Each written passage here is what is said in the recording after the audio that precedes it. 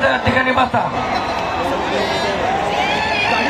फक्त तुमच्या विनंतीला मान देऊन इथपर्यंत आलेले आहेत, त्यामुळं गडबड गोंधळ